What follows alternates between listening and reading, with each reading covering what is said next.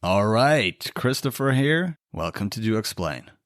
Before we begin, I'd like to thank my current supporters who inspire me to carry on with this project and make it financially viable as well.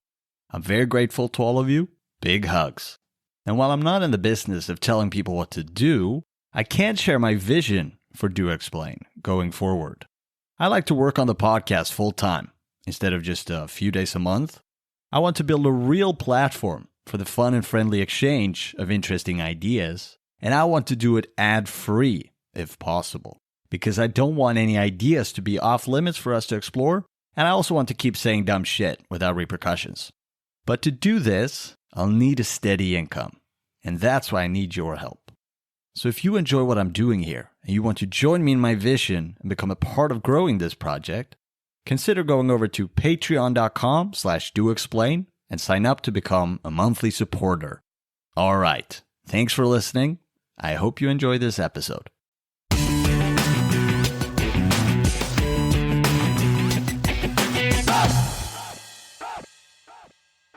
All right. We're back in black, me and Jake. How you doing, man? I'm excellent, man.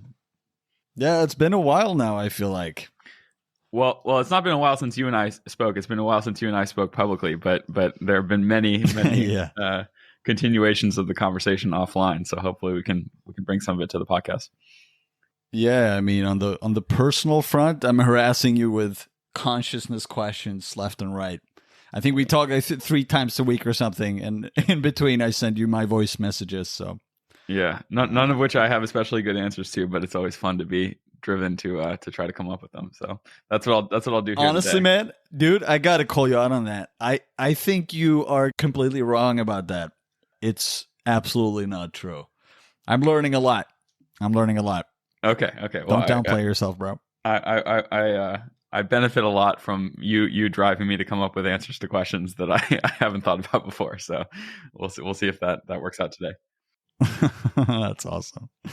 All right, so part 4 today, and we're going to center it around Robert Kegan's stages of adult cognitive development as our base there. And I thought we could get right in, basically, but I thought maybe it could be cool if you wanted to do a like a previously on the Chapman series, sure, where you can like a high overview perhaps of just the terrain we've been over so far, and then how this new puzzle piece is going to tie into this, and why it matters to talk about this, and then we take it from there. Okay. I'll see how much I can remember. So I'll fill you in. Okay. We're talking about the work of David Chapman, who has a number of blogs / web books. The 2 big ones that we've been talking about have been Meaningness and In the Cells of the Eggplant. And Meaningness concerns common misconceptions about the way people think and act in relation to existential meaning. So like questions of meaning in life and purpose and ethics and value. And In the Cells of the Eggplant takes a very similar point of view, but is specifically addressing formal rationality and misconceptions about rationality and its application. And so we've been sorting out the implications of that view. Broadly, where David is coming from is these sort of his background is as an AI researcher, and also as a Vajrayana Buddhist, and those 2 lenses heavily inform the way he comes at these subjects. And so initially we were trying to sort of sort out the differences between his view and the Deutschian view, because that's your sort of big reference point, and that was a major impetus for me to come to understand David Chapman's work better, was comparing and contrasting it to David Deutsch's work. Chapman has a critique of rationalism, which he defines somewhat specifically in line not with the Bay Area rationalists or the sort of colloquial use of rationalism, but the specific philosophical lineage of rationalism.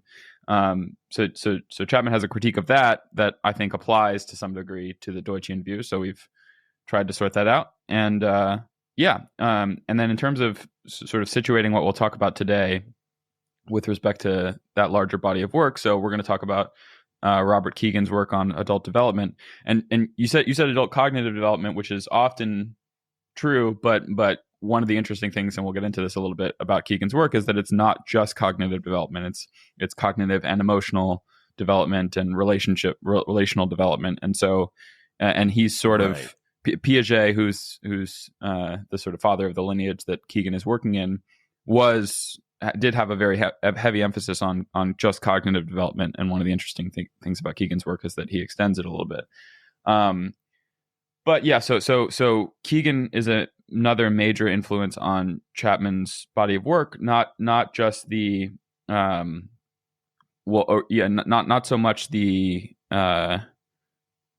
main sorting out the confused stances on existential meaning that is the work of Meaningness, but the historical account that he gives in the second half of the book, which is called Meaningness in Time, which is about how these common confusions about meaning have played out in pre-modern, modern, and now postmodern contexts. And as we'll talk about, Kegan's stages of adult development do map on in a kind of archetypal way to pre-modern, modern, and postmodern, or metamodern, as we'll get into, ways of thinking. So, Meaningness in Time, the second half of the book, traces the sort of 20th century history of the breakdown of modernist or systematic mode of meaning, relating to meaning, and that account is very heavily informed by Kegan's work. So yeah. Yeah. How does that Nice. That line up with your memory? I mean, I think it was a good overview. I would maybe add to that in our latest episode, we focused a little more on the experiential side and the meditative Buddhist angle of things.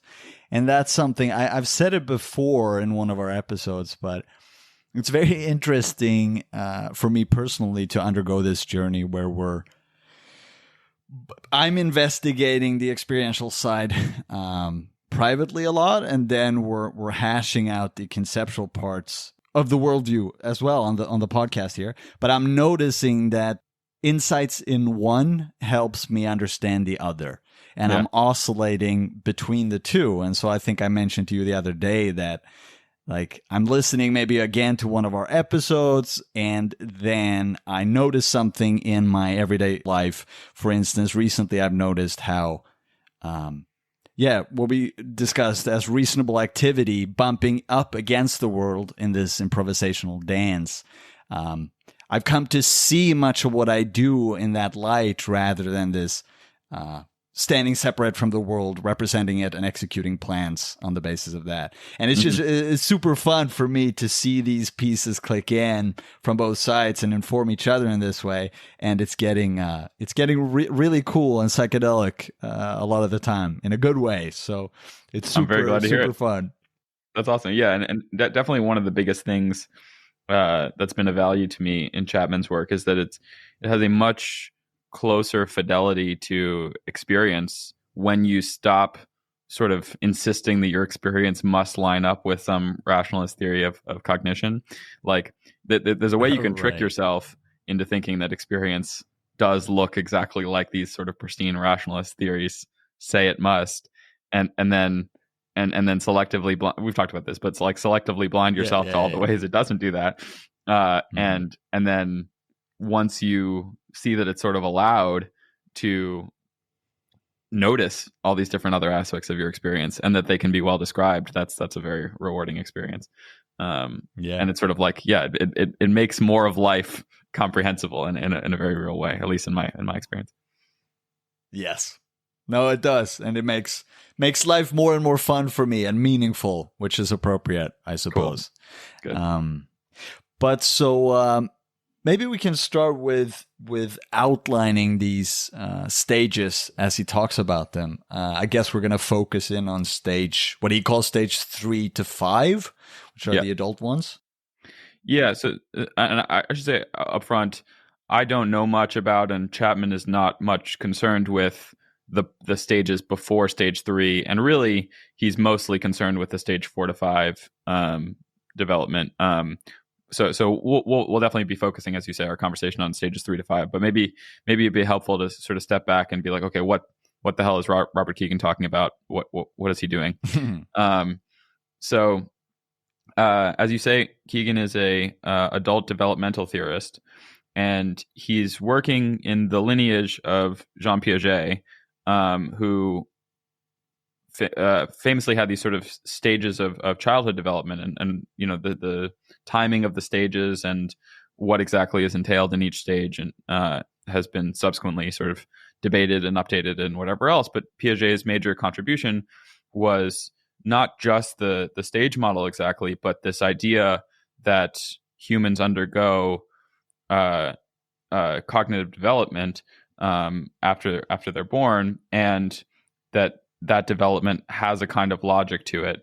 And specifically, he was what was called a constructivist, which is to say that the ways of making sense of the world that we use are not, wholesale present at birth exactly.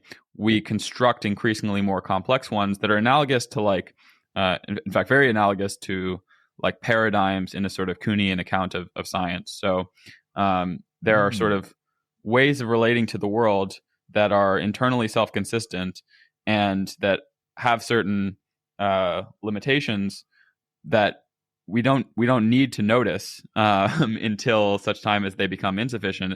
And so for a while we're assimilating new data into an existing paradigm or developmental equilibrium, you could say, way of constructing or way of making meaning that then that will work for a while, and then errors sort of accumulate until such time as we're forced to undergo a kind of cognitive revolution and construct a whole new paradigm, and the stage-like character development has to do with those revolutions. And so to give the sort of very common example given for Piaget's stages of child development is something like object permanence.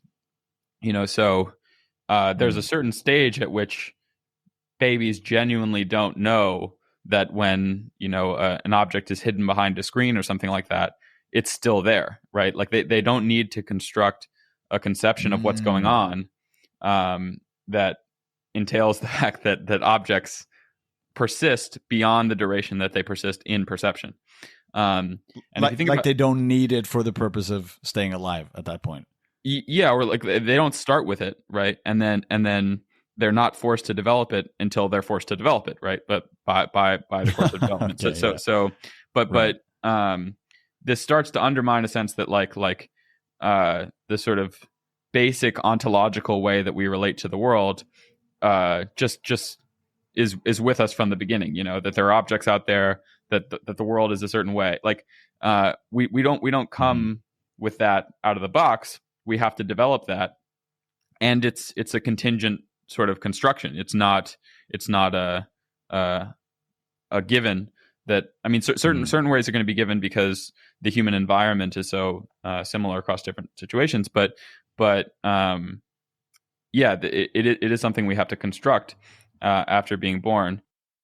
Is it somewhat analogous to what we talked about last time about like taking up certain views? Like we were talking about how the sutric view could be pragmatically useful at a certain stage of practice, of meditation practice, for instance, to get to a certain point, even though it wasn't like the final stage, as it were. Yeah, it's a little bit like that, except for it's not nearly as much a matter of choice, right? It is like built into the very fabric of how you can perceive the world. So one way of thinking about this is just when a baby comes out of the womb, there is just this sort of blooming, buzzing confusion of experience. That's a sort of like famous William James phrase about it. But it's like there's just this sort of chaos of experience and no clear sense of what's me and what's the world, right? And the ongoing sort of differentiation of self from world, and then increasing ability to relate oneself to the world after having made that differentiation develops over the course of development. So for example, like you're in the womb and all of your sort of the environment is already automatically meeting all of your external needs. And then so you don't even need to develop a conception of the environment as separate from you in some sense, right? Because it's coextensive with your body, and everything that you would want from the environment is already being met, and you don't have to navigate moving around in the environment, and it's fixed and stable in a certain way, and all these things, right? Right. But Garden of Eden, for sure. There's certainly an analogy there, yeah. But then over time, you're in the course of development, you have to develop first the ability to just like distinguish your body from what's not your body, but then in an ongoing way that develop a more and more rich conception of what is self, what is other, and what are the sort of like ontological building blocks of the world. And there are various equilibria in that process of development that cause it to look somewhat stage-like, where it's like, this is a internally coherent way of making sense of the world that works for now until it doesn't, and then I have to undergo a cognitive revolution. But the claim is somewhat that it's sequential, chronological. Yeah, well, so each has to build on each has to build on the prior stage in some sense. So right. Because it's constructed, you need to have been in one stage prior to being able to be in another stage, and each stage sort of strictly, to use a Ken Wilber phrase, like transcends and includes the prior stages, in that everything you could do in the prior stage you can still do, and you can do more, which is why it has this hierarchical character. And they're not just sort of equally good, but just different ways of making sense of things. There is a sort of strict hierarchy in that one entails everything below it and more things, Right. Okay, so that's the lineage that Kegan is operating in, is this Piagetian constructivist lineage. And just to relate the constructivism point to our earlier conversations about meaning and epistemology. So crucially, like, a constructivist account is neither subjective nor objective in the way that we've been talking about before, right? So if it were purely objective, it couldn't undergo these kinds of revolutions, which is part of why the revolution from Newtonian to relativistic physics was so destabilizing, is because there was a sense in which it seemed like, okay, we'd gotten the final theory, right? But then if you can undergo a sort of wholesale ontological revolution about what the stuff in the world is, but the prior theory still functions in some way, then your account of why the prior theory worked, because it was really getting at the sort of ontological primitives of the world, starts to seem very shaky, right? Like, why would it work if every ontological category we were using there was wrong by the lights of the Latin theory, right? And so it's not that, it's not to assuage your listeners. It's not purely relative in any sense. It's not arbitrary. It's not this is not like a anything goes type view, but it's just you have to have a more sophisticated account of how your theories are relating to the world if you can undergo these wholesale ontological revisions and don't want to have to dispense with everything prior. So this constructivism account is interactionist. And another important point to make, and so often Kegan's stages will get referred to as stages of meaning making, and Kegan himself will talk about it that way sometimes. The one, and I will often say that, but the one caveat about that way of putting it is that meaning making makes it sound like subjective.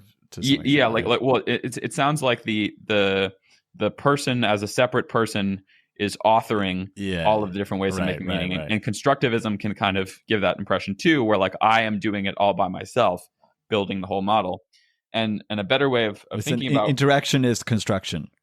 Yeah, exactly. And it's there's a phrase in I think of Evolving Self, which is one of Kegan's two books that we'll talk about, where he says it's an autonomous event between the organism and the environment, which is to say, like the meaning that's getting constructed is almost being constructed by both the organism and the environment, and especially in the later adult developmental stages, it's very dependent on what kind of society and environment that the organism's coming up in, right?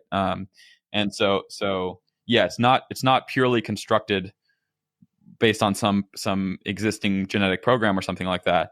Although the early stages are somewhat universal because of commonalities in the environment, you could say, and just common needs that humans have to meet. But yeah, it's better to think of it as an event happening between the organism and its environment than just as being constructed by the organism. It takes two to tango. It's a dance. Exactly. Yeah. Right. Yeah. Okay. So that's the lineage that Kegan's operating in, and then this Piagetian lineage, and Piaget's stages, I think, only went up to what he called formal operations, which is analogous to Kegan's stage 4, but the timing is totally different. And Piaget had these sort of brilliant children that he said were totally capable of, and he was doing all his experiments on his children, or not all of them, but some of them. And he's like, oh, they reached it by age 12, and it was just, there's been a lot of subsequent revision of all this stuff, but what Kegan's just doing, being a dick. Yeah, well, he just had, he had an unrepresentative sample, I'll put it that way. Right. But what Kegan is doing is extending. Well, first off, he's sort of enriching the conception of what develops. So it's not just cognitive development as it was in the case of Piaget. And Piaget talked a little bit about moral development. I should also say that Lawrence Kohlberg, who's a very famous moral psychologist, was doing the same thing that Piaget was doing for moral development. So he had these sort of stages of moral development that progressed in much the same way. So extending it beyond just the cognitive, and then Kegan is doing sort of the whole suite, or is trying to extend it all the way to cognitive, emotional, moral / relational development. All of which he puts under this sort of banner of the evolution of meaning, and the meaning has these sort of different dimensions, which I suspect is one of the things that informed Chapman in setting up Meaningness the way he does, where Meaningness is explicitly concerned with different dimensions of meaning, like ethics and purpose and value and things like that. But so Kegan is extending Piagetian development into adulthood, and Chapman concerns himself with Kegan's adult developmental stages, even though he has an account that includes childhood stages. And the 3 stages that one might go through in adulthood are stages 3, 4, and 5, where 3 is... Can I say what they're called, just to see if I remember? Sure. Yep. So and this might be Chapman's terminology. I don't remember that, but it's the communal mode, the systematic mode, and the fluid mode. Is that right?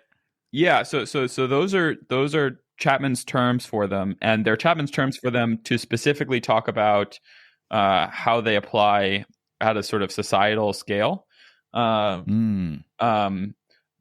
also as stages of cognitive development, especially fluid mode. Generally, when he uses that, he's talking about a sort of civilizational progression. But yes, you do have it. You do have it right. Kegan changed around his terminology a lot, and there are some gaps in how Chapman conceives of it from how Kegan has written about it. But yeah, so stage 3 communal mode, also called the Chapman will talk about it as the choiceless mode a little bit, and but the key idea of stage 3 is that your self is okay. So one final point I have to say about just what's going on with these Kegan stages. The very interesting thing about them, or a very interesting thing about them, is that each stage progresses by what was formerly constituting the subject moves to being an object that you can interact with. So what was structuring the self, and sort of what you were subject to, so to speak, that which, like the lens outside of which you could not see, becomes an object with which you can interact. in every stage progression, and then a new subject takes its place. So I can't remember which of the childhood stages has this, but if you think about initially you're just subject to your perceptions of the world, then you might move to being able to take your perceptions as an object, not as structuring the self, and then a new thing will structure the self. And then the development into stage 3 concerns with your egocentric desires. So the things, the sort of selfish desires for what you want become object, and your relationships become the subject. So you're able to sort of subordinate your egocentric desires to the needs of relationship. It's not that you don't have them anymore, it's that you're no longer helplessly subject to them. You can take them as an object. And what you are is defined in terms of your various relational roles. And that's the stage 3. That's what Chapman will call the communal mode. I believe Kegan calls it the socialized mind in one of the books. So that's one of the first of the 3 stages of adult development, which I think Kegan would say most people reach in adolescence or early adulthood. But most people, I'm still awaiting my flowering into it, but yeah, I'll get there. We'll get into this a little bit later. 2. But one can like at various times and under different kinds of stress, like, not operate at one's highest level of development. Certainly like I'm capable of regressing to an impressive degree to egocentric desires. Yeah, exactly. Yeah, right. So it's not as though if one has progressed, one's incapable of having lower motives, so to speak. But it's often described, correct me if I'm wrong, but as an oscillation. Before you've like settled in the new mode, it can be a long period of time where you can do some things at a later stage of development, and other things you're unable to. Yeah, exactly. And a lot of what Chapman's concerned with, and Kegan talks about, is what kinds of environment would adequately sort of shepherd one through the stages of development, right? So you need an environment that sort of supports you in the right ways and pushes you in the right ways and confirms as you start to extend beyond a given equilibrium into a later one. So like because this is happening between the organism and the environment in some sense, an environment can more or less adequately support you in moving through the stages. As you say, you can not quite have made the full transition and be trying certain things out and regressing in various ways until something becomes more stabilized. Okay. So that's the big idea about how the development is structured, is that what was formerly subject becomes object in the prior stage, and a new subject assumes its place. And people who've listened to our prior conversations about meditation questions might find this somewhat interesting.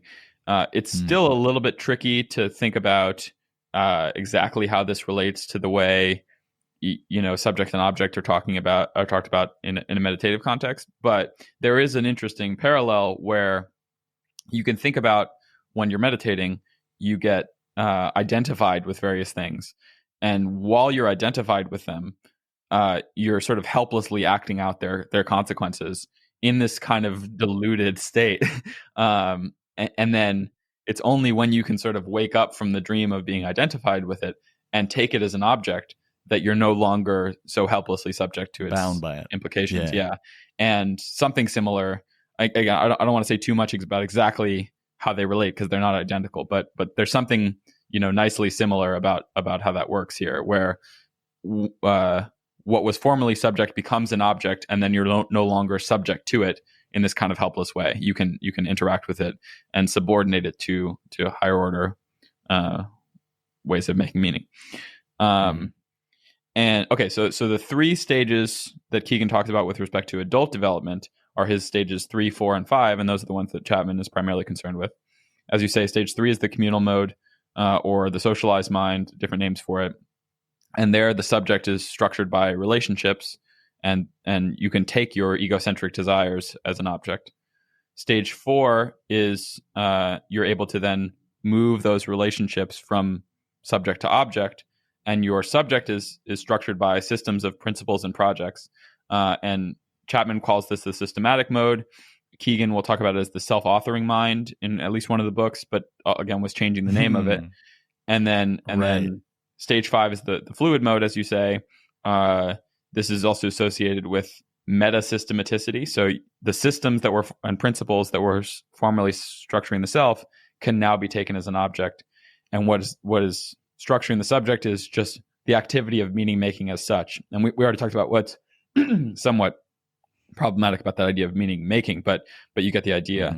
And so a lot of Chapman's project, which is concerned with what he calls meta systematicity and meta rationality, is concerned with building a better bridge from stage 4 to a stable version of stage 5. And then do you have questions so far? I can keep going. I'm thinking a little bit about how this ties together with the history, because you sent me some audios to listen to, and I couldn't get through the Jordan Peterson's talks on Piaget. For some reason, I tried several times, but I zoned out. But the Chapman Meaningness and Time audios there are very intriguing, and that's high praise from me, who is not into history in general or hasn't been historically. But so I'm just thinking about into cognition. You're very into cognition, yes. and having a sort of cognition focused lens on history, at least I found makes it much more interesting. I suspect you found the same. Yeah, right. No, because it is fun, and hearing you talk about it is interesting. But so mainly my question right now is the plan that we will tie this into the history a little bit later on? Yeah. Well, so I can just flag up front that stages 3, 4, and 5 correspond to pre-modern, modern, and postmodern or metamodern. And I would distinguish those just because postmodern is not yet a sort of stable equilibrium. It often gets talked about as like stage 4.5, where your systematic mode of relating, it's broken down, but you don't yet have a stable thing that you can reconstitute. And a lot of Chapman's project is trying to flesh that out. But yeah, they do correspond to these stages of development that society has gone through in some sense. And that's not an accident, again, because this is happening between the organism and the environment in some sense. So we are driven to develop further by the needs of our mode of social organization, which in turn,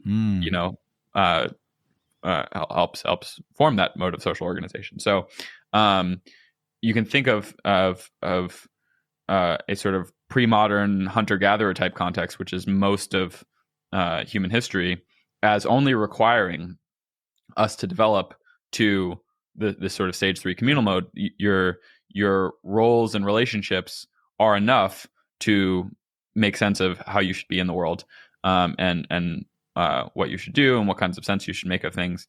And it's only when you can think of the sort of origin myth version of this is, okay, so imagine you've got two hunter-gatherer tribes coming into contact with one another who fundamentally make sense of things who make sense of things in different ways.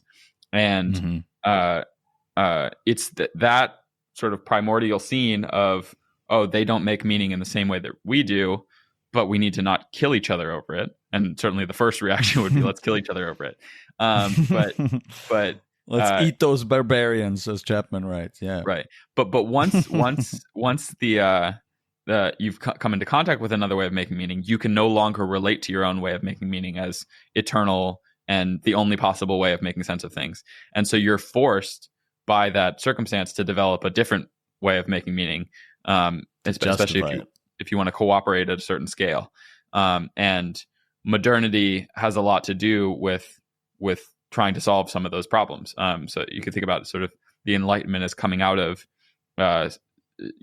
tons and tons of religious war, where people were warring over these sorts of fundamental values and ways of making meaning. And a lot of the Enlightenment was an effort to say, okay, how can we live together in light of that? What kinds of ways of making sense of things are adequate to that project? and they concern these sort of systematic principles that we can all or the society can operate under, whether or not every individual in the society can actually make sense of things in that way. Anyway, so we'll get into the history as we go, but yeah. Okay. I thought it was very, very interesting to hear. I mean, it makes sense that if you have no contact with any other system than the one you grew up in, and I remember watching a lot of Disney movies seem to have this kind of structure as well, like going from the communal mode to the systematic mode or whatever. Just if you don't come in contact with anything else, then this is the only way that anything is. Why would you question it? It just is this way. This is the way. So I'm just going to do it that way. And then you stumble on someone else who says, oh, but we do it this way. Why are you doing it that way? And then you have, okay, I don't know. I guess I need a reason. And then you start justifying it. And then to try to persuade the other person why they should choose it or why you should stay in your system. I've never thought of any of this, and I've thought it was very interesting to get it elucidated. Cool, yeah. You can see it. There's a parallel too to what drives the stage 2 to 3 transition. So from egocentric desires structuring the self to becoming an object, with the relationship structuring the self. So it's like you can have your egocentric desires until you have to make your way in a community, and then you have to be able to subordinate those egocentric desires to the needs of relationship and to the role that you're going to play in your community. There's a sort of parallel. One of the nice things about the theory is that it's very elegant in this way, where like there's a sort of logic to the development that persists across the stages. But okay. So one other piece about the history that's relevant is so Kegan has these two main books that we'll talk about. One is The Evolving Self, where he first laid out this model, and then he's got a subsequent book called In Over Our Heads. I think the subtitle is The Mental Demands of Modern Life.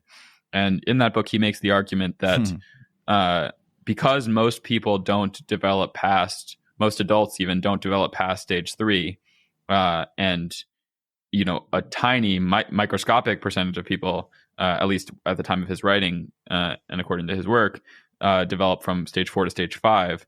Something like 1% of people or something like that. We're sort of facing the problems of being developmentally pre-modern people forced to meet the demands of a modern world. And then further, you could say that the stage 3 to 4 bridge, which would traditionally have been served, or would typically have been served, I shouldn't say traditionally, because all of this is fairly new on a historical scale, but which would have been served by something like work or the military or university education. Those serve the function of bringing people through the stage 3 to 4 transition. Some of those bridges are breaking down as well, and even that didn't cover the whole population, or most of the population, even when they were functioning, but they've been breaking down to an impressive degree. So we require, at the very least, a stage 4 and increasingly a stage 5 understanding to administer, at least some people have such an understanding to administer modern and postmodern society, but we're not developing people, and so many problems can be attributed to the fact that we don't have a large enough percent of the population with a level of understanding adequate to sustaining modern society. And that's another. Do you have any percentages of how many adults in our societies that reach stage 4? I don't know what a modern. I don't know what a recent account would be. I'm not aware of recent research on this. I believe at the time of Kegan's writing, it was something like, I'm going to get this wrong, but it's something like more than half of adults are stage 3, and then something like on the order of 30 to 40% stage 4, and then 1% stage 5 or less. And that's a problem. And we can start to talk about sort of how that ends up showing up in current events in interesting ways. But that's the basic historical application that Chapman is writing about. I mean, even as stage 2, that concerns me. Yeah, that's no good. So one of the tricky things to get a handle on in hearing about this for the first time is what exactly is meant by being in a given stage of development, and how would the world look to such a person in, say, a stage 3 or stage 4 or stage 5 conception. And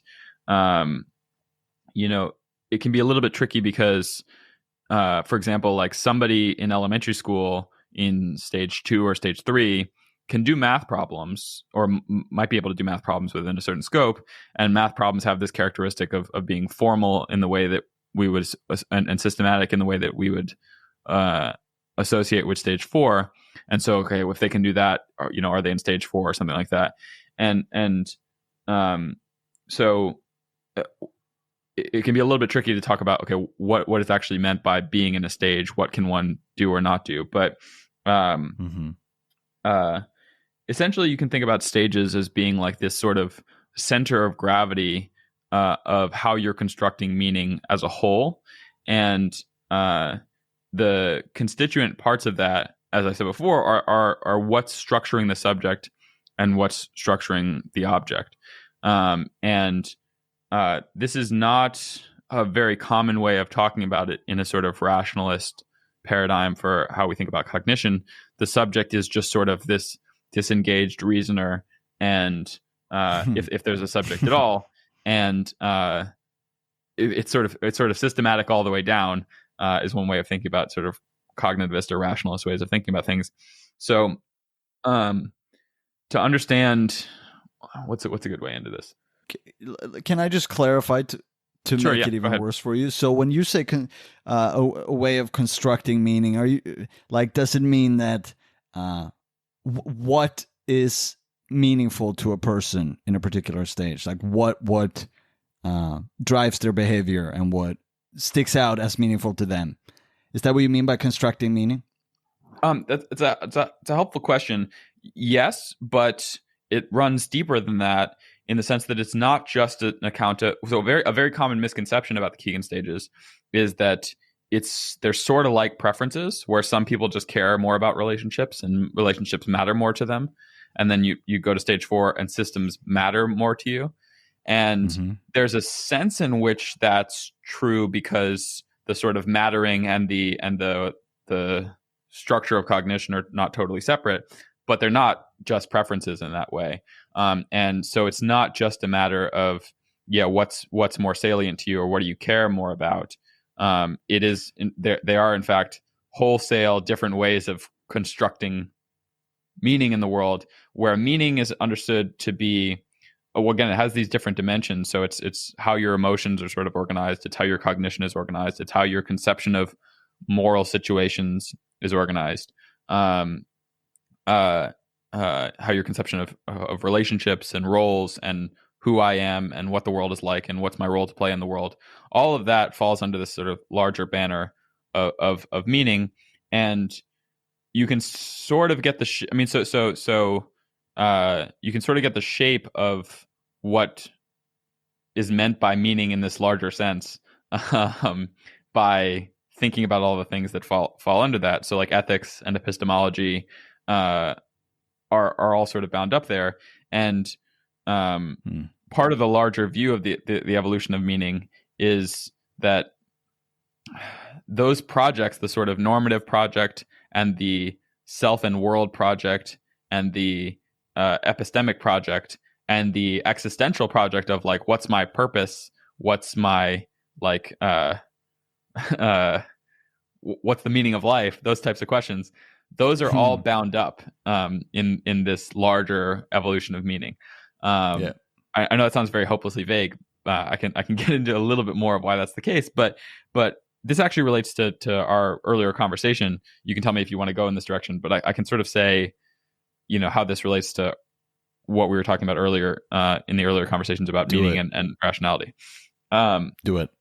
Okay, so you remember way back when I was sort of to try to build the intuition pump for what's going on with Chapman's discussion of both existential meaning and of rationality, I was having you think about the amoeba, right? Or like the single-celled organism. Yeah, my favorite example. I hope you have a T-shirt with that example or something. Man. Yeah, That's great. Unfortunately, I only have a sort of stock list of a few examples that I use to try to get people to think about these things. I'll have to develop more, but it's a favorite of mine because it made a big difference for me in just starting to be able to conceptualize this. So, you know, if you think about the way an amoeba makes sense of the world, its ability to sort of constitute a boundary between itself and the world, and therefore to continue to live, and its cognition are intimately tied up with each other.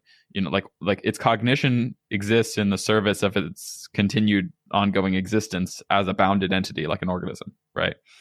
And the kind of sense it's making of the world is not separable from that process of trying to continue to live in the first instance. You know, it's relating to the world, it's bumping up against the world, as we're talking about.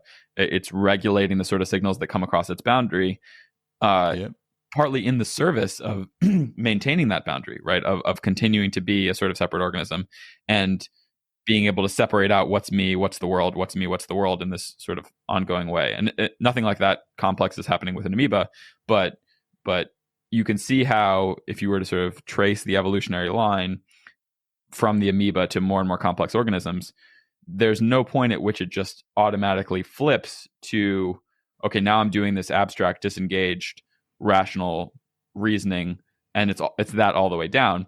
No, it's you know, still in the service of I'm a living organism with a boundary.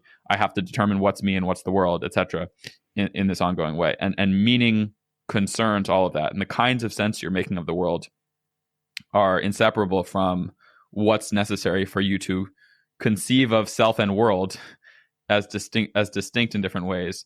And what is self? What am I? What's my role? How am I relating to what's out there? And what's the world? You know, so meaning sort of subsumes all of that, which is both epistemological in the sense that it's about knowing what's out there, and normative in the sense of what are the values structuring what I'm trying to accomplish in that relationship, if that makes sense. Yeah, and you've said something before, like meanings are tools for getting things done in the world. Yeah, so basically, what should I? Chapman way of putting it. Yeah, what should I focus on? I mean, we've touched on it with the. Yeah, really quickly, just because I don't think you're making this mistake exactly, but one could. It's not just what should I focus on. It's also what can I focus on, and that's sort of absolutely. Yeah. Should, in a very primal sense of I mean, I was gonna say that it goes into such fundamental things as how you perceive the world in terms of and ontologies, what we've spoken about before, something that's only recently really clicked into place for me. But how you have to perceive the world in terms of when you represent, you have to represent in terms of affordances first. That's a more primary type of representation. What can I do with these things that would aid me in my efforts to try to keep this permeable boundary so I can keep existing? And then only after that we can do the abstract reasoning. So, I mean, it goes very deep. Yes, yeah. And that, especially for humans, but for other organisms too, that's bound up not just with the sort of physical world, but with the social world, and with your sort of attachment to your primary caregiver, and making your way in the social world is as important as making your way in the physical world as you grow up. And so this is not separable as you get further down the line from how the social world is constituted. So, you know, other people and societies and whatever else. So, So okay. So that that's why everything sort of falls under the spanner of meaning. But you can see how existential meaning, like who am I, what's my purpose, does life make sense altogether, would be related to the sort of more colloquial, like or more like sort of pedestrian epistemological meaning of like, okay, what's going on here now in like or I just want to figure out what's true about the world. But it's also bound up with what am I, how am I related to the world all together, and that's what's evolving through the stages of development, and sort of what's the stuff of the world out there. Yeah. And again, like building the intuition of for this is tricky because it's complicated, but you can start to see what it would mean in the okay. So take the very simple example that we were talking about with Piaget earlier of object permanence. So if you start with just experience, like the infant and its blooming, buzzing confusion of experience, but it's got to develop. Let's call it direct experience, just to mess with the CR folks. Yeah, no, let's not go down that rabbit hole today. But you have sort of you have experience, and there's stuff showing up in there that's your body sensation. There's stuff showing up in there that's objects in the world. There's stuff showing up in there that's thoughts.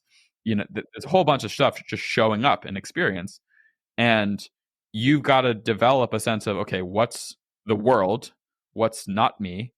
What's me?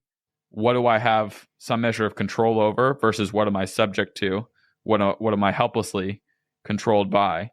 And development, especially with humans, because we're such a neotenous species, so we do so much of our development after having been born. We sort of come out very undercooked, and then have to accommodate ourselves to sort of rapidly changing environments. So more of our development happens outside the womb than within, compared to some other organisms. But we have to develop this sense of, in the first instance, what's me, what's the world, what do I have control over, what do I not have control over, what's stable, what's not stable, etc.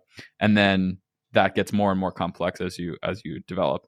But even like object permanence, so that's about realizing that what's in the world exists beyond the scope of its existence within your immediate perception, right?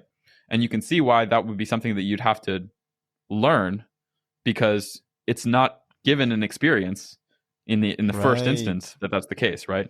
Things come into and go out of existence in the field of experience, and from your first person point of view, before you develop a conception of a sort of stabilizable world, that is just what is what's going on in experience, right? And so things exist until they don't. Things are until they aren't, unless you are driven, because it's a better way of making a sort of more functional way of making sense of the world, to say, it helps to think, things exist when they're not in my perceptions. They're permanent. They're stable, relatively permanent and stable. What that means is being able to take your perceptions and make them object in some sense, right? Because it means that your perceptions are no longer the thing to which you are subject, the thing that helplessly structures your sense of what's going on in the world, but rather something that you can take as object. Okay, this is my perception. It's not the world, and it's not me. You know what I mean, right? Like, so when something moves from subject to object, you're developing a sense of separate from me, and it might be the case that it becomes in the world, but it could also be part of you in the sense of being like your emotion, but you're no longer helplessly experiencing through it. You get to experience it as an object. Does that make sense? So it's this totality of everything that is, with no separation between me and the world, and no ability to be anything but helplessly subject to something, to being able to take something as object, and in the taking of it as object, also make distinctions between what's me and what's the world. Is the shape of that sort of starting to cohere when you think about like the object permanence example? of Yeah, you just have perceptions, and then you can start to structure it.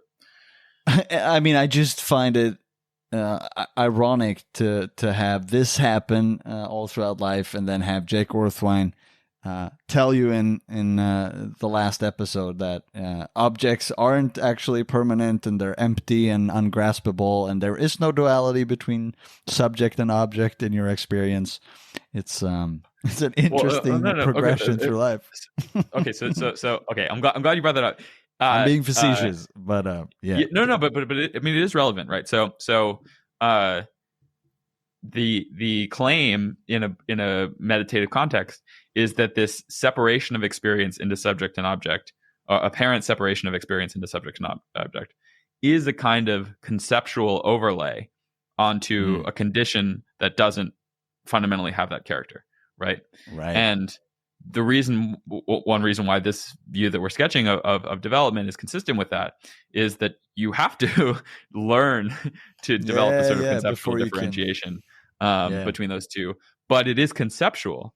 And so on a certain level, it's not that the conceptual is fully separable from the sort of like embodied or sensory at this level, but it is not constitutive of consciousness, of experience. Then it can be seen as empty, and in seeing it as empty, you see that experience is not bound by that conceptual overlay. So anyway, you're right to bring up the relationship, but crucially, empty does not mean illusory, not there, or I mean, I don't want to get back into this rabbit hole. There is a sense of self that is illusory, or best characterized as illusory, but rather than just empty. But what we're talking about here as sort of this conceptual sense of what's me, what's the world, all that's empty, but that doesn't mean it's illusory or it's made up. And it also sounds analogous to the you have to master systems in stage 4 before you can go meta to systems. Yes. Yeah. Yes. Okay. So we already talked about that's a good segue. So so to give people the basic intuition for what's going on as meaning gets constructed in this ongoing way. So with the object permanence example, okay, first things just are or are not based on whether they're in your perception. Then you're able to take perception as an object, and in doing that, you're able to form a conception of the world that persists beyond the duration of your perceptions. And the perception is not something to which you are subject, to which you sort of helplessly conceive as both self and world and everything that is, right? In the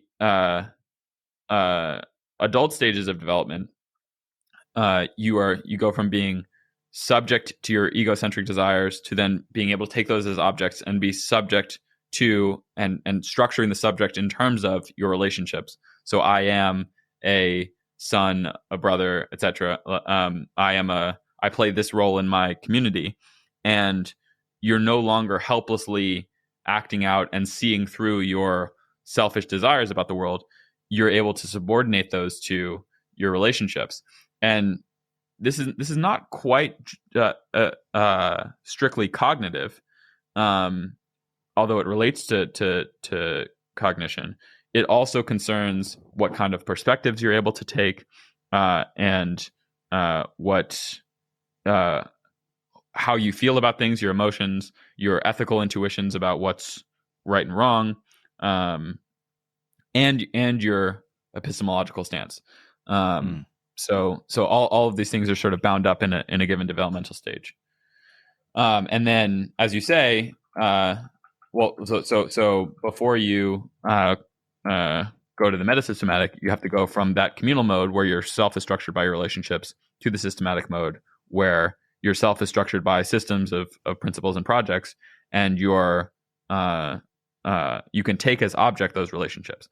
So to draw an analogy between the object permanence case that we just discussed with infants, here's the analogous case for the development of systematicity. So if your self is being structured by, if you're subject to your relationships, if the subject is defined by relationships, then you're vulnerable to a condition in which different relationships have different demands that come into conflict with one another, and you have no principled way of determining when one relationship should take precedence over another, because there's no sort of way of structuring your relationships except for what's going on in a relationship at a given time. So your mother might be asking you to do this, and your girlfriend might be asking you to do that, and it sort of ends up depending on just who's emoting at you more loudly at any given time, because you have no other way of determining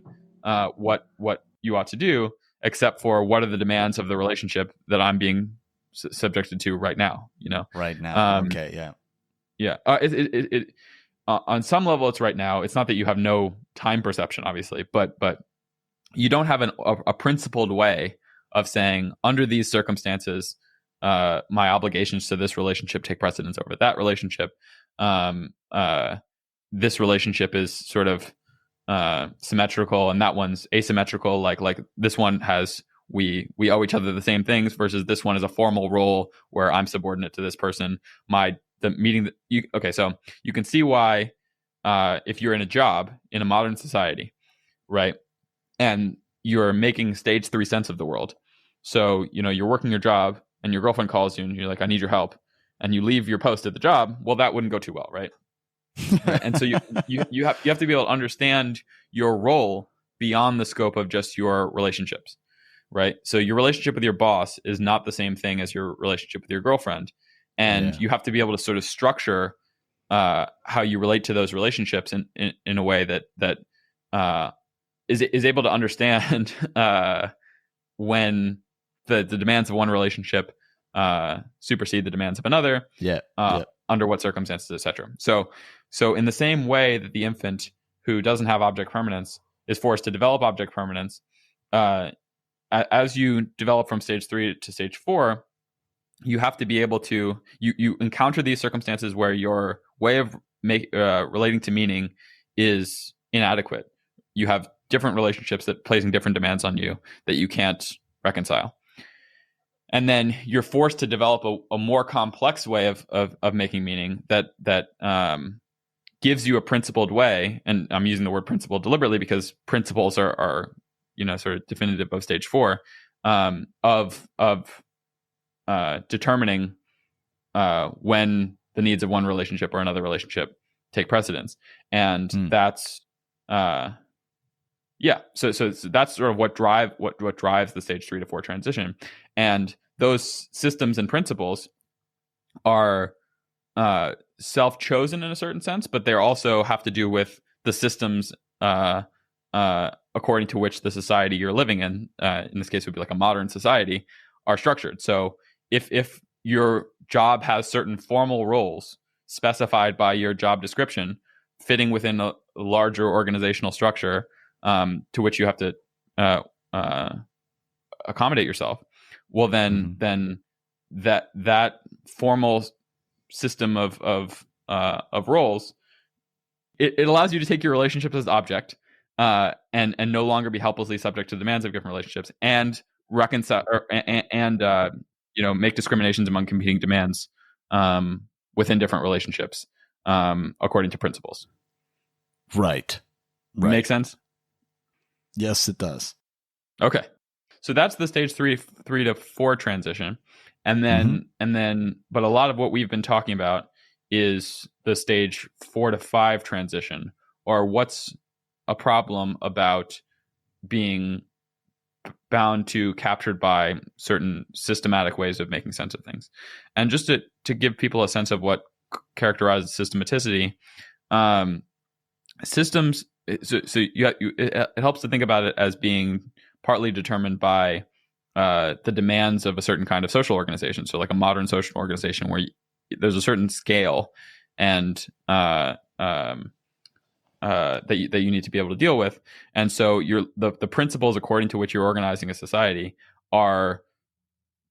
can't be sensitive to the same sort of local contextual circumstances as you could get away with in a smaller society. So they have to be more or less context and purpose independent principles in order to administer a large scale society where you're not dealing at this sort of local, small contextual scale. And So like the rules in an organization have to apply beyond every single individual case, or just, whoever's feeling whatever emotion in a given time. Likewise, Right. the rules in a sort of a legal system or in an economy or whatever, all of those can't be sensitive to individual relationships, right? Like they have to have more overarching context and purpose independent principles. And then in order to accommodate yourself to that, you have to be able to make sense in terms of those kinds of principles. And rationality is such a system. Rationality in Chapman's sense of it are these sort of systems of reasoning that are more in the direction of being context and purpose independent, right? They're principles of reasoning that apply whatever circumstance you're in, or purport to apply whatever circumstance you're in, independent of the content. And that gets a lot of power in some ways and runs into trouble in others. And that's some of what we've been discussing earlier in the series. Right. And I remember Chapman saying that we can attribute most of human progress in the last hundreds of years to systematicity. And it's easy to see why then. Yeah. So even though Chapman has very strong critiques of systematicity, he certainly views systems as necessary to administer modern society, and so he's just as preoccupied with the breakdown of the stage 3 to 4 bridge as he is with insisting on the stage 4 to 5 bridge, because if we don't have the people who can actually understand and run a modern society, then we're in for a load of trouble, because that's the only way we're able to support civilizations of the scale that we've developed. Not to be alarmist or anything. Right. Yeah. The picture becomes pretty dire. So okay. So here's an interesting sort of historical example to ground this a little bit in things that at least an American audience will be familiar with. So we talked about how stages 3, 4, and 5 line up with pre-modern, modern, and postmodern. And stage 3, again, the self is structured by relationships. You can think of this as being adequate to a sort of communal or tribal mode of organization, right? So right is right for the tribe in some important sense, however you constitute the tribe, but it's fundamentally social and relational. And that obviously can't work in large scale modern society, but it's also important to be able to see it as a kind of accomplishment. So it like being able to make sense of things tribally is a accomplishment over merely making sense of them egocentrically. So one of the things that this developmental view kind of fosters is a sense that, yes, okay, there are limitations in any given way of making sense of the world, but they're also accomplishments. And so you should see them in both terms, that it has certain limitations and you've accomplished something in being able to make sense of things in that way. But okay, so part of Chapman and Kegan's diagnosis of modern society is that the stage 3 to 4 bridge is failing. So you have lots of developmentally pre-modern people in a modern world, and stage 4 modernity has been failing since the early 20th century.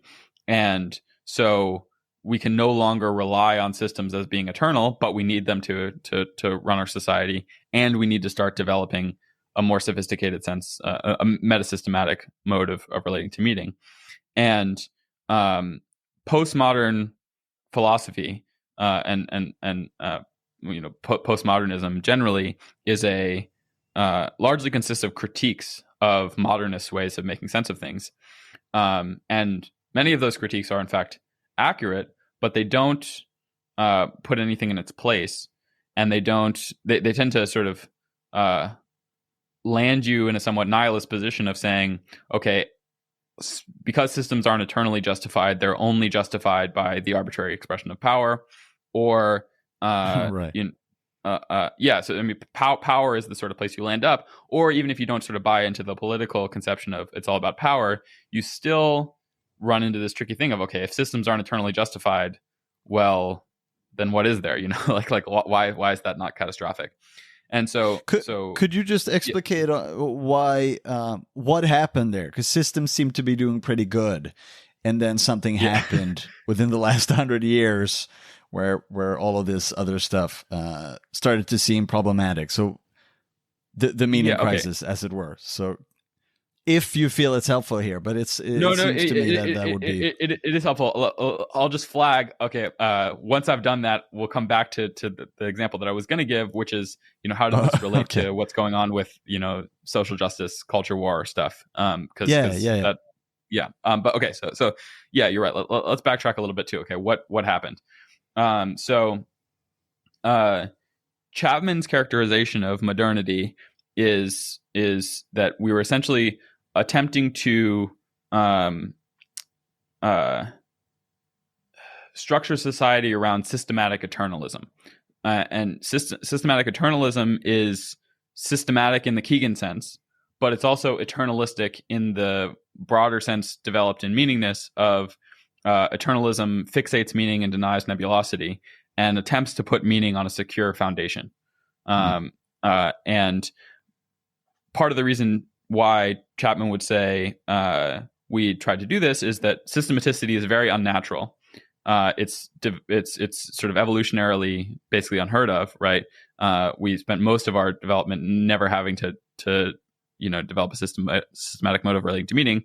It's alienating and uncomfortable in various ways, and a lot of what we were trying to do in making systematicity work was to simulate characteristics of what he calls the choiceless mode, which is analogous to it's a civilizational manifestation of the stage 3 communal mode.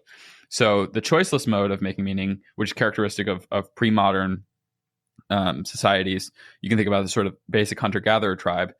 Things just mean what they mean, and you just have the role that you have.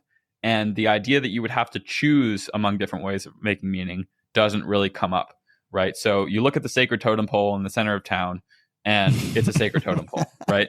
Like, this is my favorite example because it's like I like these sort of that's great, like anthropological myths of imagine a sort of primordial scene of I've got my sacred totem pole, there it is, the sacred totem pole, and then the guy from the other tribe shows up and he's like, there's a totem pole. And you're like, no, it's a sacred totem pole.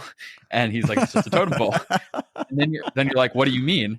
And then it's not quite literally true, but you can think of it oh, wait, hold on. The sacredness is not intrinsic to the totem pole. It's possible to perceive it not as a sacred totem pole, but to as just a totem pole. Oh shit, and then the sacredness comes to seem, well, is it arbitrary? Right? Like, is it like the moment it becomes possible to doubt that sacredness is intrinsic in things or whatever, or your mode of, more generally, your mode of making meaning or your tribe's mode of making meaning is once that becomes subject to doubt because not inevitable, not eternal, not shared by everybody. Well, in the first instance, you'd fight, but then when that stops seeming functional, you have to develop a more contingent sense of what's going on with your mode of making meaning. And you have to see it not as eternally justified, the only possible way of making sense of things, but rather as something that demands justification insofar as it's going to be valuable, and that can vary among people, right? Yeah, and like you said, you would come back to, but we see this all the time happening in, let's say, Twitter and echo chambers or whatever. So we'll come back to the modern world. Okay, so that's the driver of the stage 3 to 4 transition. Now, why did systems break down? There are a lot of okay. So to go back to what I was saying. It's not just that we were trying to make systematicity work. It's that because systematicity is so unnatural, we are trying to simulate many of the characteristics of choicelessness. In our implementation of the systematic mode. So one thing that Chapman will say is through eternalism, which we're trying to replace the sort of inevitability that meaning has in the choiceless mode, or the givenness of meaning in the choiceless mode, with certainty. with certainty in the systematic mode. So we like we're trying to get back the kind of comfort associated with the choiceless mode by okay, yes, we have to have these justifications, but the justifications have a bedrock, and that bedrock is certain. And if we can build up our systems on the basis of a certain bedrock, well, then we don't have the same disorientation that systematicity or that different ways of making meaning threaten to unleash.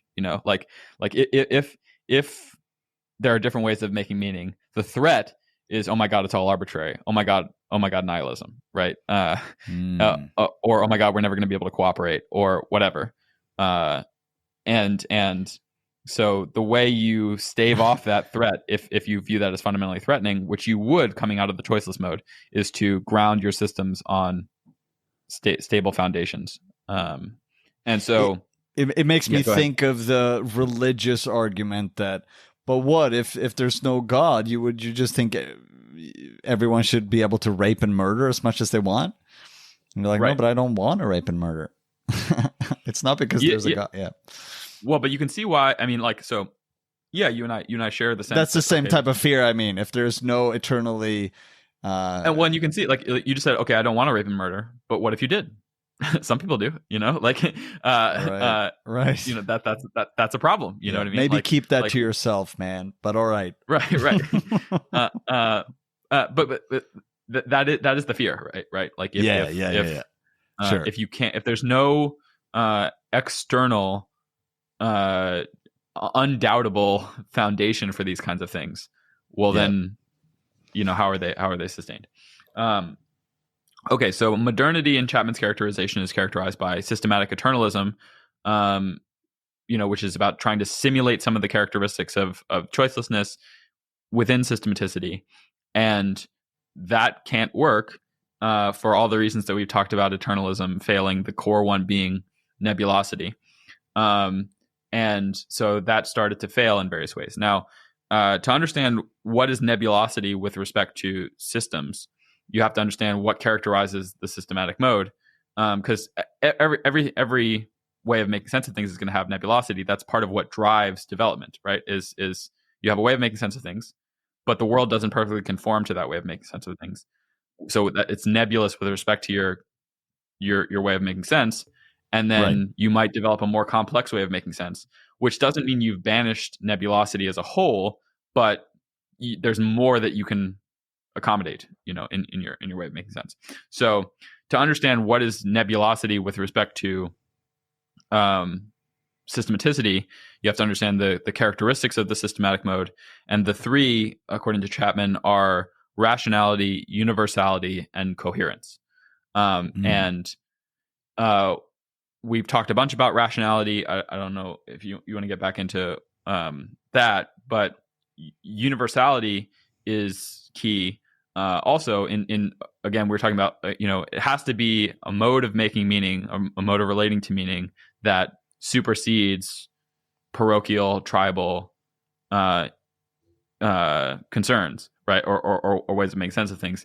It has to pretend to universality at the very least. It has to be universal enough that you can make a case that it's universal, right?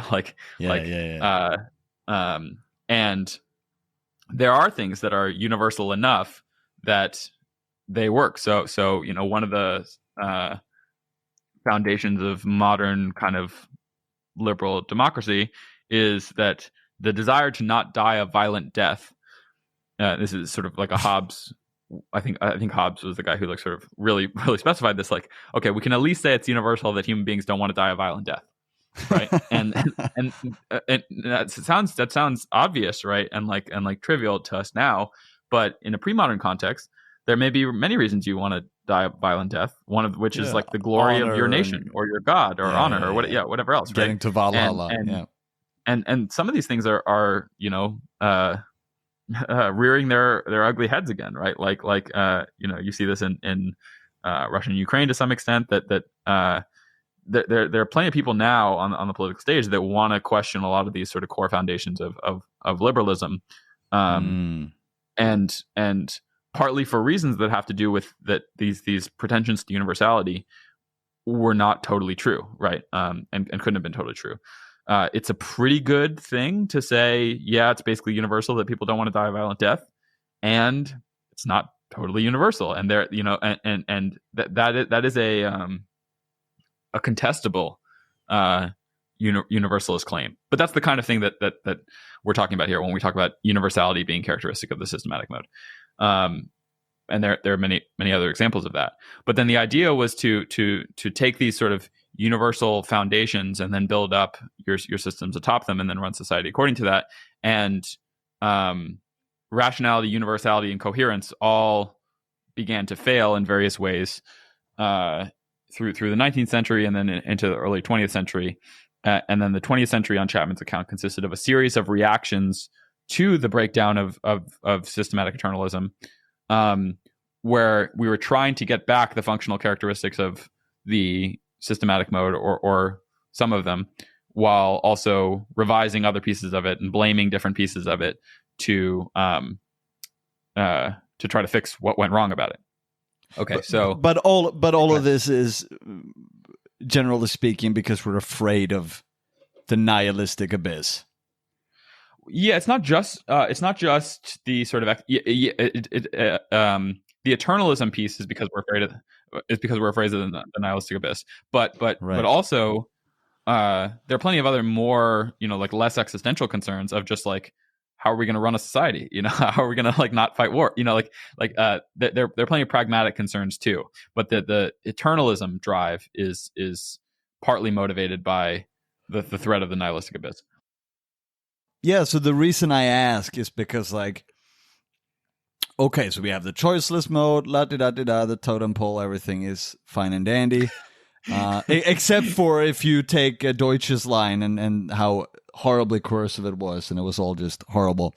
Well, okay, coercive is an interesting way of putting it, because within it's kind of relieving. Mode, it's nice in a way. Yeah. Well, and this is the thing: is the conception of that as being coercive depends on a conception of self for whom there are alternatives, and that's a modern conception of self. Right. But yeah, keep going. Yeah, that's very interesting, though. But yeah, and then you go into the systematic stuff, and we have all our systems, and we have our universal bedrock of justification that's eternal. And then that doesn't seem to work anymore, and now we're terrified. But I don't, like, what is the...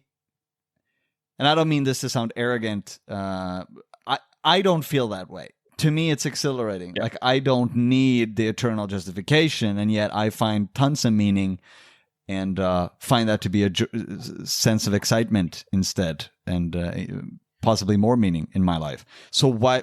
Yeah. What's the mistake there? Why is it so terrifying for people rather than exhilarating?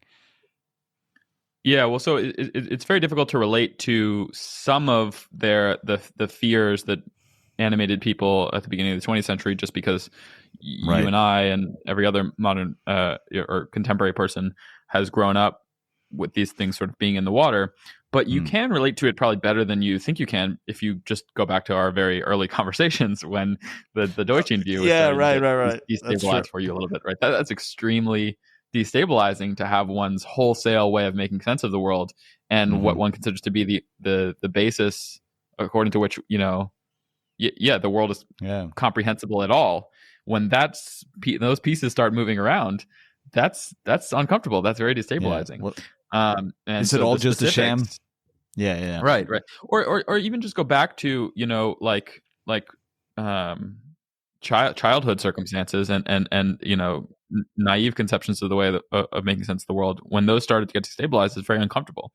And like dad is a superhero, and then you find out he's afraid of ghosts, and you're like, but who am I gonna go to? What's going on, dude? Or I'm working my job, but it's making me less pleasant in my relationship or something like that, and how do I negotiate the needs of my relationship versus my job, and to whom do I owe what? And they're not as alien as they might seem.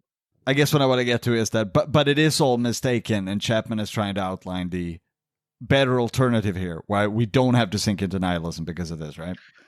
Yeah. Well, we talked about that a bunch in prior episodes of why eternalism is wrong, but that doesn't mean nihilism. So yes, that's the sort of overall view is eternalism was never true. That doesn't solve for you the problem of, okay, what's going to replace systematicity?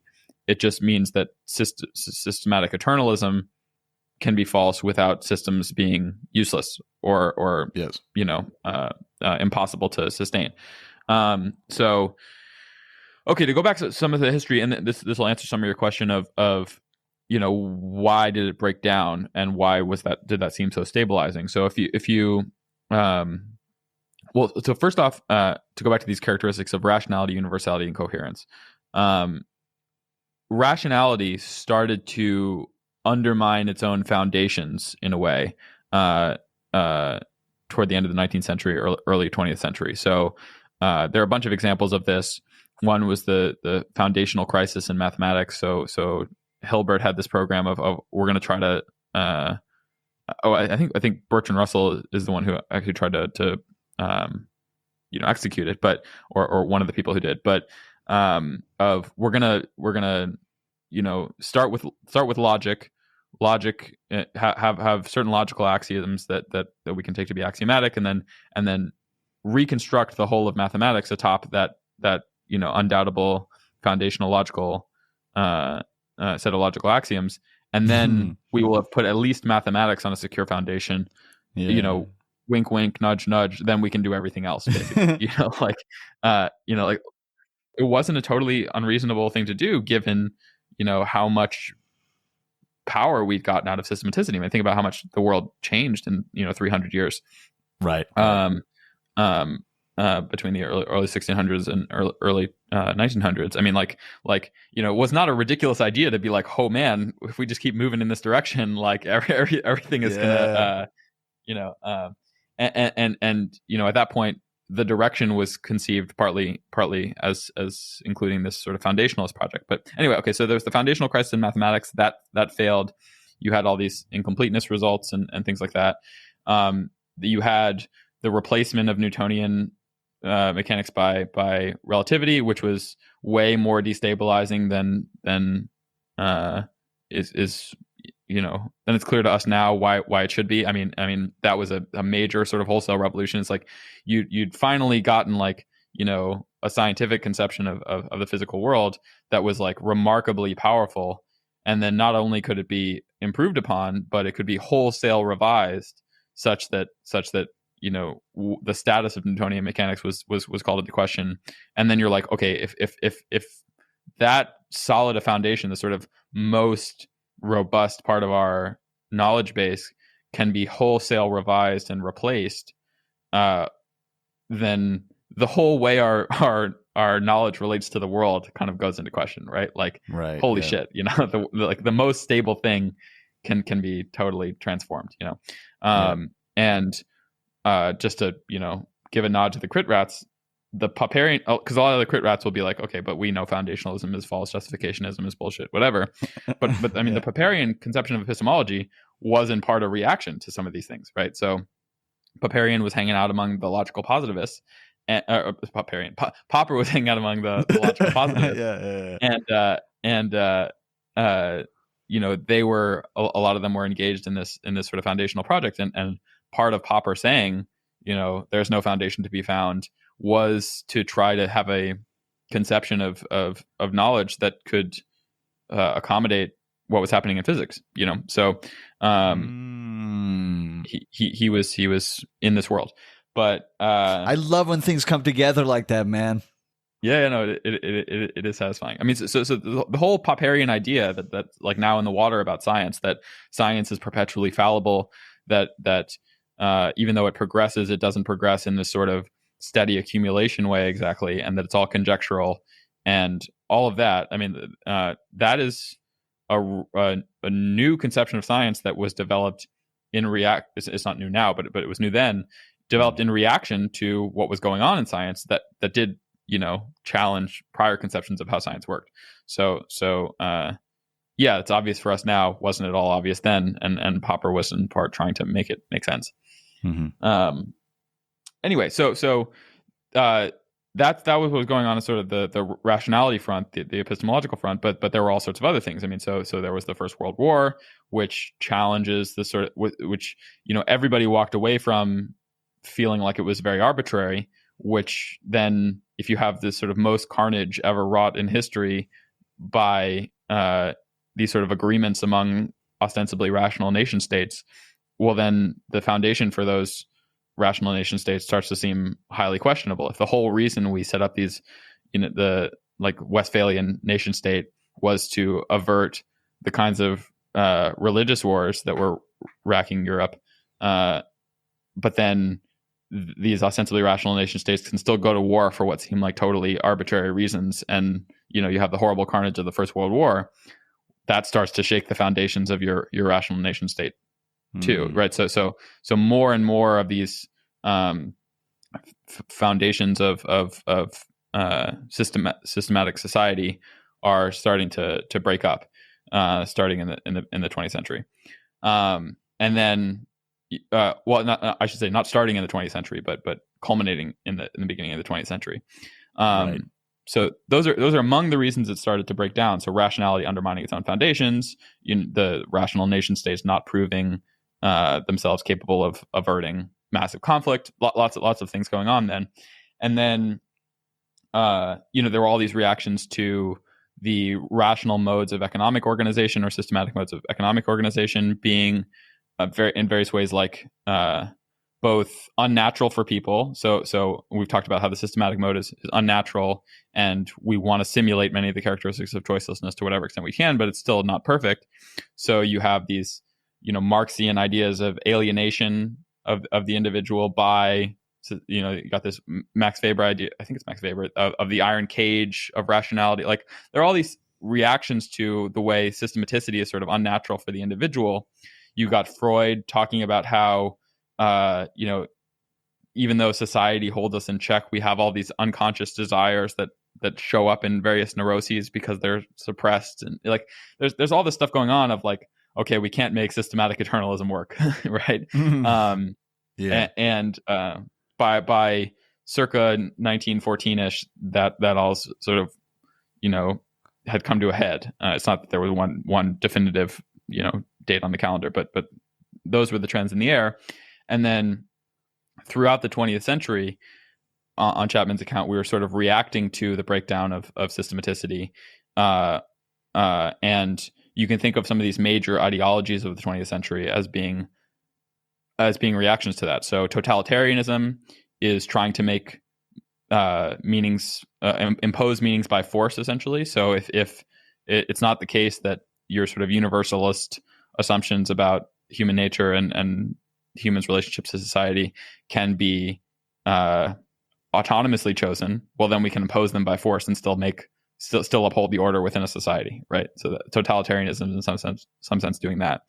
Existentialism was in some sense saying, okay, if meaning is not objective, pre-given in the world, maybe it's subjective. Maybe we can make our own meanings, and that was also a reaction to totalitarianism. So, okay, if the state imposing meanings from without is dysfunctional in various ways, harmful in various ways, the reaction to that is going to be, no, I make my meaning from within. I'm not going to be subject to the sort of brainwashing of a totalitarian society. I'm going to be nobly resisting against that. So that's existentialism is another reaction. And then in the U.S., you had these two, and not just in the U.S., but you had these two countercultures, which so the hippie counterculture is the sort of common one that people think of, and Chapman will call that the monist counterculture because it's about denying boundaries, denying hierarchies, denying or obliterating those things. And then what he would call the dualist counterculture, which is the evangelicals, the moral majority, the fundamentalist Christians, and not just Christians, but the sort of fundamentalist religious. Yeah. And that was going in the other direction of hardening boundaries, stiffening hierarchies, etc. But despite them being sort of superficially opposed and opposed to one another in the culture war, they were both structurally very similar in that they thought that the way to get back a lot of what was valuable, and obviously it's not consciously thought by everybody in these things, but a lot of the way to get back a lot of what was valuable about both the choiceless mode and systematic eternalism was to get rid of rationality. So rationality was the sort of villain in the story that made everything bad, and so they were both anti-rational and sort of flagrantly anti-rational in various ways. Either because they subscribe to some woo-woo new age spirituality, or because they're like the Bible's literally true or whatever else. And Yeah. but what they got back or aspired to get back was universality, because both of them said that what was true for them was true for everybody, and they were trying to recruit everybody to their cause. And coherence. The countercultures were very sort of they had an aesthetic unity to them that we haven't seen in society since. So it's not an accident that you still listen to music like classic rock from the 1960s. The music of the counterculture was like that. It had a depth to it that is very hard to get back in modern societies. And you can think of that as being the kind of thing that all culture would have had, or much culture would have had in the systematic mode when it was functioning. And the countercultures got that back to some extent, but at the expense of rationality. And then they failed because the universalism piece didn't work, among other things, and because rationality is good. Then Chapman would say there was the subcultural mode, but subcultures are sort of parasitic on larger systematic society, and so they're not a basis for running societies on their own. And then he would say we were in the atomized mode now, and that completes the history. Nice. Yeah, so I think we're gonna have to end it here, and then get some more feedback from people listening to this. I'm gonna do the same myself, listen to it and ponder some more things, and then I think we can do a part 2 to this, because I think there's a lot left to say that we didn't have time to cover today. So how does that sound? That sounds great to me. I look forward to hearing people's questions, but hopefully this will serve as a good way of having laid the foundations of Kegan's theory, and then how Chapman applies it. But I'm sure people have lots of questions and concerns, so I look forward to hearing them. That's great, man. Thanks a million. It's always so much fun. You're a true fountain of wisdom, and I mean, I think you often underplay your own knowledge and expertise. So it's super fun. I'm channeling here, as you know. I'm parasitic off of Chapman's wisdom here, but yeah, it's a blast. All right, man. Till next time.